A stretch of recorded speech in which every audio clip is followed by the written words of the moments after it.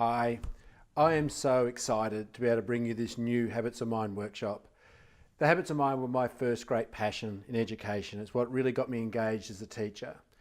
And as I got engaged with the Habits of Mind, worked closely with Art Costa and Benna Kalick, did some action research all around Victoria and Australia, what we discovered was that the early steps with Habits of Mind were easy. Introducing the Habits of Mind, teaching the kids the language, they were all the easy parts.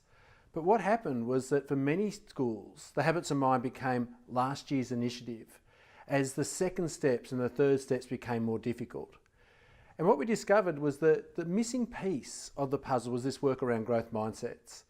That you had to work with the Habits of Mind not as a topic, but more like a subject. It wasn't about using Habits of Mind in the classroom. It was about what teachers did to help students improve, to develop, to extend, to build upon their Habits of Mind. We had to focus on the Habits of Mind in a way where we asked students to behave more intelligently.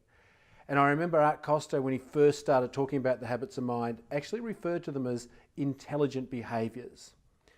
And so when you take this work around growth mindset, the understanding we're capable of developing our most basic abilities, and apply that to the Habits of Mind, to grow, to develop, to extend in the Habits of Mind, we come up with this really very, very powerful mix. The sort of mix that led schools, some schools that I worked with, to double the number of students they had in the upper growth band for literacy. One school had the best results, year 12 results they'd had in decades after working with the Habits of Mind.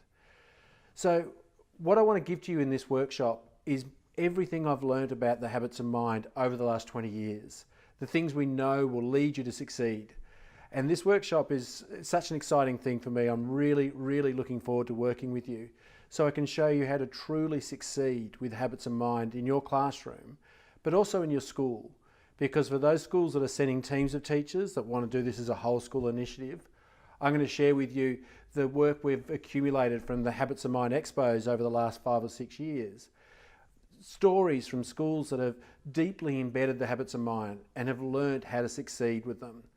It's really exciting stuff, and I'm looking forward to working with you in the coming weeks around this idea of how to succeed with Habits of Mind.